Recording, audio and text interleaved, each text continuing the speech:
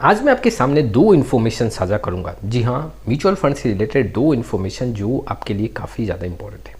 सबसे पहले मैं पारंपरिक म्यूचुअल फंड की बात करूंगा। दूसरे नंबर पे जो हो वो फ्रैंकलिन टेम्पलेटन का जो म्यूचुअल फंड है उसके बारे में कुछ इन्फॉर्मेशन साझा करूंगा।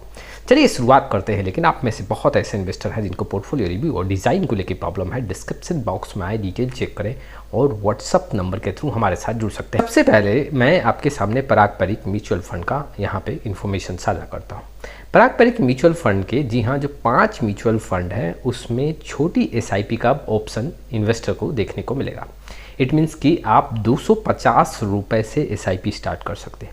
और वो 5 फंड कौन कौन से हैं? पारंपरिक फ्लेक्सी कैप, पारंपरिक लार्ज कैप फंड, जो यहाँ पे डेप्थ फंड्स है जैसे कि पारंपरिक आर्बिट्रेज फंड है, पारंपरिक कंजर्वेटिव हाइब्रिड फंड है और पारंपरिक डायनेमिक एसेट एलोकेशन फंड है।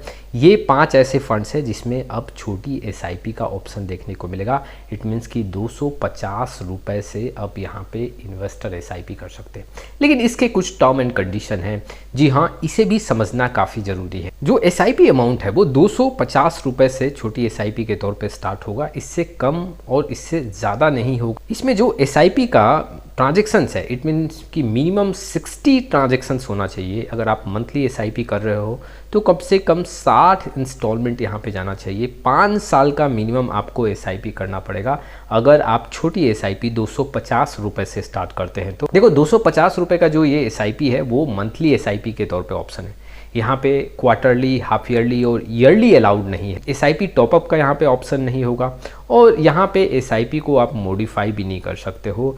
जी हाँ, जो ये छोटी एसआईपी है इसमें आपको मिनिमम जो है 5 साल का आपको ऑप्शन सेलेक्ट करना पड़ेगा। उसके साथ ही साथ एक इन्वेस्टर मैक्सिमम जो है वो 3 यहाँ पे फंड में छोटी एसआईपी कर सकता है। ज़्यादा फंड का सिलेक्शन करोगे छोटी एसआईपी के साथ तो वहाँ पे ऑप्शन अलाउ नहीं होगा। मैक्सिमम 3 फंड के साथ आप छोटी एसआईपी का ऑप्शन सेलेक्ट कर सकते हो। देखो छोटी एसआईपी से बहुत इन्वेस्टर को फ़ायदा होगा। कई ऐसे इन्वेस्टर हैं जो काफ़ी कम बजट यहाँ है मंथली वहाँ पे इन्वेस्टमेंट के लिए, वो काफ़ी कम पैसा बचा पाते हैं। तो वैसे स्थिति में छोटी एसआईपी से स्टार्ट कर सकते हैं। देखो अगर आप ये सोच रहे हो कि 10,000 से ही स्टार्ट करूँगा, 15,000 से ही एसआईपी स्टार्ट करूँगा तो ही बड़ा फंड तैयार होगा, ऐसा नहीं है। आप 250-100 रुपये से भी स्टार्ट कर सकते हो और छोटी एसआईपी जो है यहाँ पे 250 मिनिमम अमाउंट है। इस एसआईपी अमाउंट से भी आप काफ़ी बड़ा फंड तैयार कर सकते हो। लेकिन देखो जितना आप इन्वेस्टमेंट करोगे उसके अकॉर्डिंग बड़ा फंड तैयार होगा। ऐसा नहीं है कि 250 रुपये से ही 15 साल में 1 करोड़ का फंड तैयार होगा। लेकिन कुछ ना कुछ आपको काफ़ी बड़ा हेल्प मिलेगा। आपके जो भी फिनेंशियल नीड है उसमें कुछ ना कुछ आपको ये काफ़ी बड़ा हेल्प करेगा। चलिए अब दूसरे खबर की तरफ बढ़ते हैं। फ्रैंकलिन टेम्पलेटन म्यूचुअल फंड ने एक फंड में अपना फ्रेश इन्वेस्टमेंट लमसम के तौर पे, एसआईपी के तौर पे, यहाँ पे एसटीपी के तौर पे, स्विच इन के तौर पे यहाँ पे बंद किया है। जी हाँ, टेम्पररी यहाँ पे क्लोज किया है। आखिर क्या रीज़न है? देखो जो फंड है वो फ्रैंकलिन इंडिया जो रिटायरमेंट फंड है उसकी बात कर रहा हूँ। जो है अब फ्रेश इन्वेस्टमेंट आपको नहीं देखने को मिलेगा। रीजन्स क्या है उसके पीछे भी बात करेंगे। अभी जो स्थिति है इसमें आप एसआईपी नहीं कर सकते हो, यहाँ पे आप कोई लमसम नहीं कर सकते हो। आपका अगर एसआईपी यहाँ पे कोई कंटिन्यू भी है तो वहाँ पे अब इन्वेस्टमेंट रोक दिया गया है।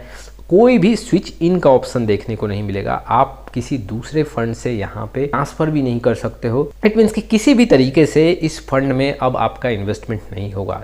अब ये जो लागू हुआ है वो 20 मई से लागू हुआ है और कोई भी इन्वेस्टर यहाँ पे न्यू इन्वेस्टमेंट अब नहीं कर सकते। लेकिन आप यहाँ अपने म्यूचुअल फंड को रिडीम कर सकते हो। आप अपने पैसा यहाँ पे रिडीम करके अगर कुछ यूज करना है तो आप कर सकते हो। आप अपने म्यूचुअल फंड में रिडम्पशन का रिक्वेस्ट डाल सकते हो। ये सिर्फ इन्वेस्टमेंट पे रोक है, ये समझना पड़ेगा। देखो 2020 में फ्रैंकलिन के साइड से 5 ऐसे म्यूचुअल फंड को फ्रीज कर दिया गया था। तो वहाँ पे क्या प्रॉब्लम था कि पैसा इन्वेस्टर निकाल नहीं सकते थे, पैसा वहाँ पे इन्वेस्ट भी नहीं कर सकते थे, पैसा निकाल भी नहीं सकते थे।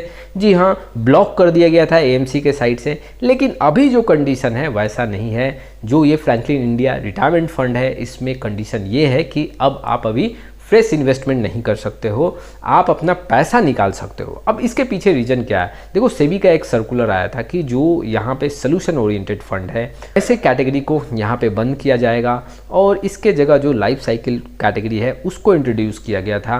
तो वैसे में अब यहाँ पे फंड हाउस इस फंड को बंद करने के तैयारी में है। इट मीन्स कि फ्रेश इन्वेस्टमेंट को क्लोज करके और इस फंड को दूसरे कैटेगरी में यहाँ पे ट्रांसफ़र किया जाए, और इसके लिए पूरा प्लानिंग चल रहा है। हालांकि देखो, इन्वेस्टर को यहाँ पे कोई भी पैनिक सिचुएशन में आके कुछ नेगेटिव डिसीजन नहीं लेना चाहिए।